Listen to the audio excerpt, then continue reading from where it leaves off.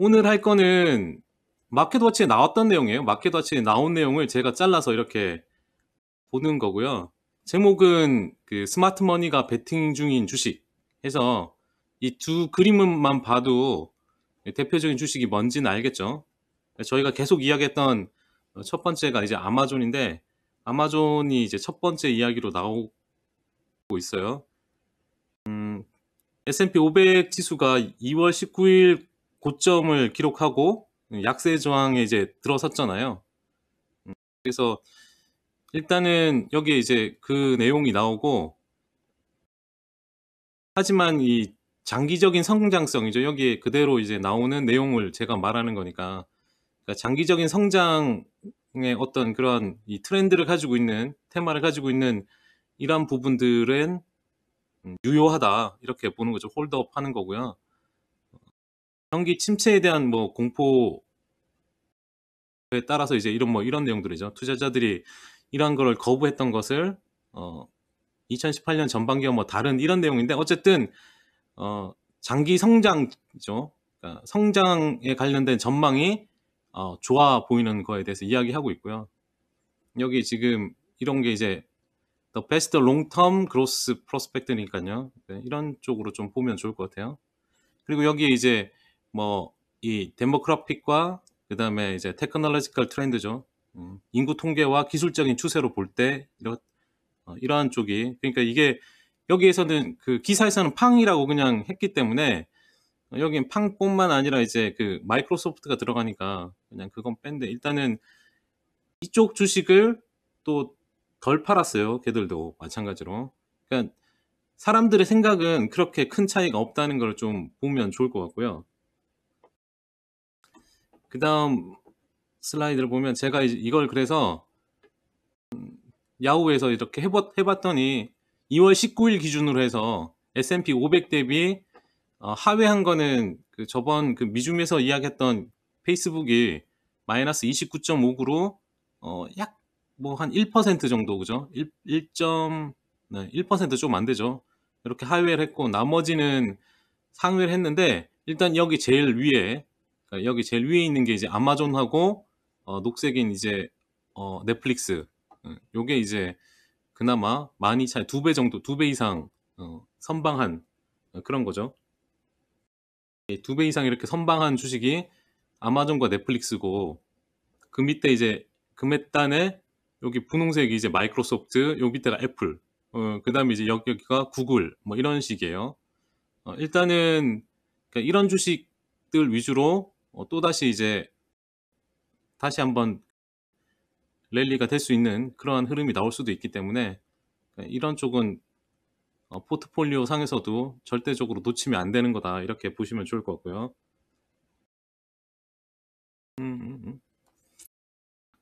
그래서 여기 그대로 오늘 아침에 뭐 뉴스에 다 나왔던 내용이기 때문에 뭐 길게 말할 필요는 없을 것 같아요.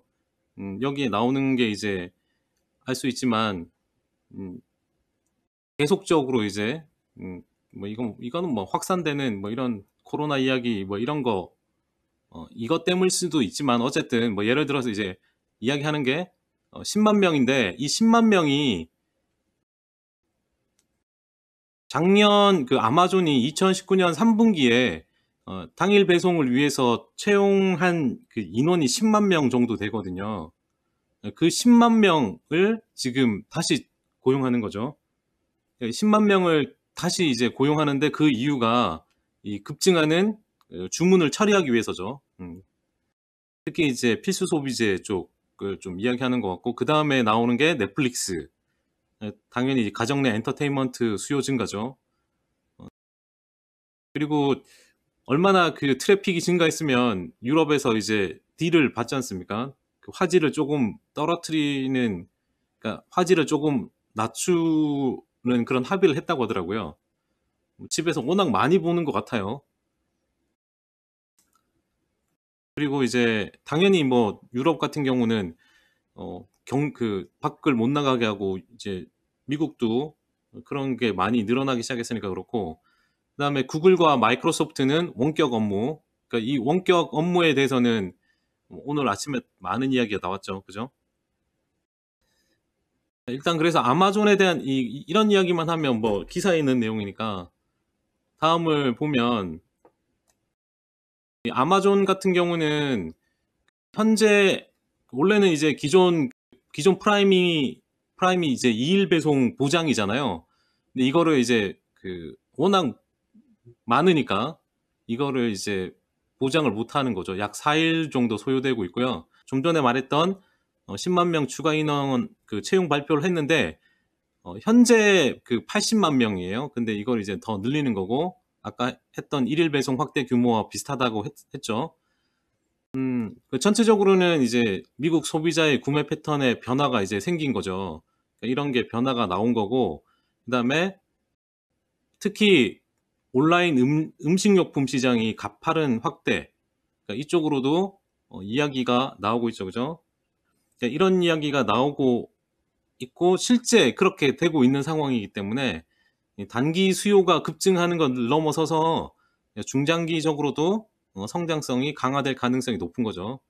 그리고 이런 식음료, 음식료부터 해서 모든 게 온라인으로 이 사람들이 광고를 통해서 들어간 게 아니잖아요. 자기가 필요해서 가입을 하는 거기 때문에 전혀 마케팅 비용이 안 든 상황이죠. 저로의 어떤 그냥 거저 이렇게 기회를 준 거잖아요. 그래서 이런 비용 없이 된 거기 때문에, 그리고 이런 사람 자기 스스로가 이렇게 가입을 하고 사용하기 때문에 이런 고객은 충성 사용자가 되는 거겠죠. 그래서 비용 없이 충성 사용자가 되고 이게 좀 더 많이 기여를 할 걸로 보여지고요. 네, 카가블리드님 말씀대로 소비 패턴은 그러니까 일정 이제 돌아오긴 하겠지만 그래도 바뀌겠죠. 그리고 뭐 10번을 오프라인에서 샀다면 지금은 만약에 이제 10번을 온라인에 다 산다면 나중에 되면 뭐 반반이 되든 어쨌든 기존 하던 거를 이렇게 완전히 또 100% 넘어가진 않을 것 같고요. 그래서 어쨌든 이런 쪽으로 나가는데 이 배달 왼쪽에 보시면은 앱토피아라는 데서 이제 이거를 받는 건데 월마트 그록스리하고 뭐 이 업체들 있잖아요. 이런 데 보시면 이게 이렇게 늘었죠. 그 다음에 오늘 뭐 월마트도 또 배달 때문에 신규 15만 명 고용하고 뭐 이런 이야기가 막 나오죠. 그래서 어마어마하게 이제 이게 늘고 여기 밑에는 이제 타겟이죠. 타겟의 모바일 앱 다운로드 수가 이렇게 막 급증하는 이런 변화는 어쩔 수 없고 뭐 한번 이렇게 방향이 정해지면 그걸 완전히 돌릴 수 있는 건 아니잖아요. 그래서 그런 것도 조금 생각해 봐야 될 문제죠. 그렇게 보면 좋을 것 같고요. 그다음에 이제 여기에 나오는 게 오늘 기사 내용이 다 이거였죠. 다 보셨을 거예요. 마이크로소프트 팀즈 계속 저희가 이야기했던 내용이잖아요. 실제 이제 마이크로소프트가 그렇게까지 뭐 아시겠지만 팀즈 부분이 매출 부분에 있어서 많이 높진 않았겠지만 이제는 꽤 높이 올라갈 수 있는 거죠. 이게 이 4,400만인데 이게 원래 작년 11월에 2,000만이었으니까 이게 지금 몇 달 만에 지금 2배가 넘게 증가한 거잖아요. 그죠? 엄청나게 지금 증가한 거고. 그 다음에 18일 수요일 날, 여기 기사에 보면 18일 수요일 날 한 번에 이제 3,200만 명이 동시에 이 서비스에 접촉했다고 이제 이렇게 이야기하고 있고, 그러니까 슬랙 같은 경우는 이거는 그렇게까지 증가 안 한 것 같은데 19년 10월에 이게 여기 내용에 일간 활성 사용자 수가 1,200만 명이었죠. 그 다음에 이제 보시면 일단 여기 이 그림에 이제 이 그림 같은 경우를 좀 보시면은 상대적으로 뭐 다우는 보잉 때문에 그렇다 치고 S&P 500보다는 나스닥, 그러니까 나스닥 종합 지수, 그러니까 나스닥 지수가 오히려 이제 투자자들로부터 좀 더 이제 선호되는 그런 거죠. 그런 건데, 그러니까 펀드 매니저들 사이에서 그 미국 선물 시장 중에 특히 나스닥 쪽 S&P 500 선물보다 나스닥 선물 쪽이 오히려 회복력이 좋았고 상대적으로 이제 규모 자체도 그렇게 많이 줄지 않았어요. 그런 게 원인이라고 보시면 좋을 것 같고요. 그리고 투자자들도 특히 기관 투자가들도 아는 거죠. 기존의 빅테크 기업들 특히 기존 주도주들이 다른 주식은 줄여도 이 주식은 덜 줄였다 이렇게 보시면 좋을 것 같아요. 이 선물 포지션 자체도 그렇게까지 많이 줄이지 않은 거죠. 여기 보시면 이렇게 이 부분이 이렇게 여기밖에 안 줄인 거죠. 그래서 크게 안 줄였다 이렇게 보시면 좋을 것 같고,